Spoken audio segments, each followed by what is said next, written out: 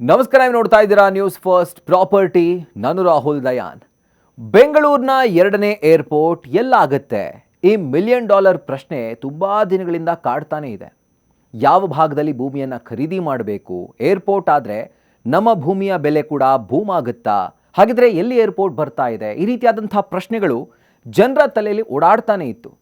ಒಂದು ಬಾರಿ ನೆಲಮಂಗಲ, ಇನ್ನೊಂದು ಬಾರಿ ತುಮಕೂರು ಹತ್ರ, ಮತ್ತೊಮ್ಮೆ ಆನೇಕಲ್, ಕನಕಪುರ, ಹೀಗೆ ಸಾಕಷ್ಟು ಹೆಸರುಗಳು ರೇಸ್ನಲ್ಲಿದ್ವು.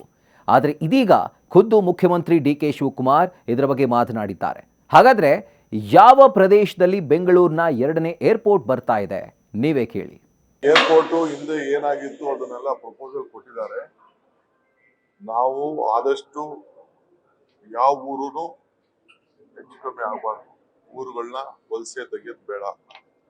ಆದಷ್ಟು ಕಡಿಮೆ ಜಮೀನು ಇರೋ ಕಡೆ ಮತ್ತು ಟೆಕ್ನಿಕಲ್ ಫೀಸಿಬಿಲಿಟಿ ಇರೋ ಕಡೆ ನೋಡಿ, ಗುಡ್ಡೆಗಳು ಕಡಿಮೆ ಇರೋ ಕಡೆ ನೋಡ್ಬಿಟ್ಟು ಪ್ರಸ್ತಾವನೆ ಸಲ್ಲಿಸಿ ಕೇಂದ್ರ ಸರ್ಕಾರಕ್ಕೆ ತಿಳಿಸಿದೆ.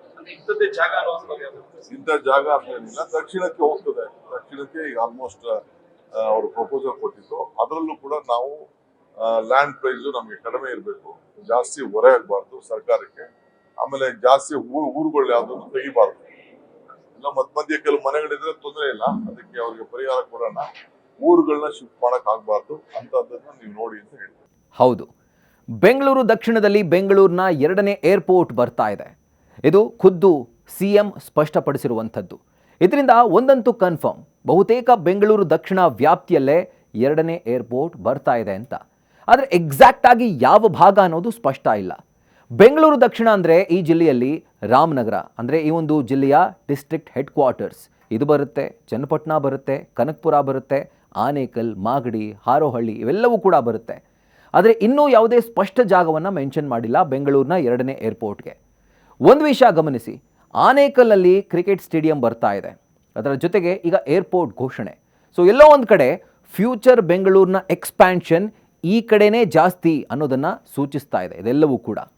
ಮೊದಲೇ ದಕ್ಷಿಣ ಬೆಂಗಳೂರು ಸ್ಥಿರವಾದ ಮೂಲಸೌಕರ್ಯ ಮತ್ತು ಬಲವಾದ ಉದ್ಯೋಗ ಬೆಳವಣಿಗೆಯನ್ನು ಹೊಂದಿರುವಂಥ ಅತ್ಯುತ್ತಮ ಹೂಡಿಕೆಯ ಕೇಂದ್ರವಾಗಿದೆ. ಇದು 4-6% ಸ್ಥಿರವಾದ ಬಾಡಿಗೆ ಆದಾಯವನ್ನು ನೀಡುತ್ತೆ. ಕಡಿಮೆ ರಿಸ್ಕ್ ಇರುವಂಥ ಹೂಡಿಕೆಯ ವಲಯ. ಪ್ರಮುಖ ತಂತ್ರಜ್ಞಾನ ಕೇಂದ್ರಗಳ ಸಮೀಪ ಇದೆ.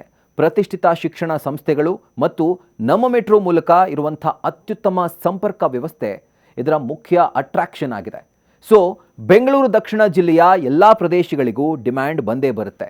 ಯಾಕೆ ಅಂತಂದರೆ ಈಗ ದೇವನಹಳ್ಳಿಯಲ್ಲಿ ಏರ್ಪೋರ್ಟ್ ಇದ್ದರೂ ಕೂಡ ಯಲಹಂಕ ಭಾಗದ ಸುತ್ತಮುತ್ತ ಇರುವಂಥ ಏರಿಯಾಗಳಿಗೆ, ಆ ಪ್ರದೇಶಗಳಿಗೆ ಯಾವ ರೀತಿಯಾಗಿ ಡಿಮ್ಯಾಂಡ್ ಬಂತೋ ಅದೇ ಥರ ಬೆಂಗಳೂರು ದಕ್ಷಿಣದಲ್ಲಿ ಏರ್ಪೋರ್ಟ್ ಆದರೂ ಕೂಡ ಅದರ ಸುತ್ತಮುತ್ತ ಇರುವಂಥ ಎಲ್ಲ ಪ್ರದೇಶಗಳಿಗೂ ಖಂಡಿತವಾಗ್ಲೂ ಡಿಮ್ಯಾಂಡ್ ಬಂದೇ ಬರುತ್ತೆ.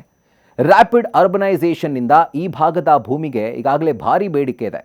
ಹೀಗಿರುವಾಗ ಖುದ್ದಾಗಿ ಮುಖ್ಯಮಂತ್ರಿಗಳ ಈ ಘೋಷಣೆ ಈ ಭಾಗದ ಭೂಮಿಗೆ ಬಂಗಾರದ ಬೆಲೆಯನ್ನು ತಂದುಕೊಡೋದ್ರಲ್ಲಿ ಯಾವುದೇ ಅನುಮಾನ ಇಲ್ಲ.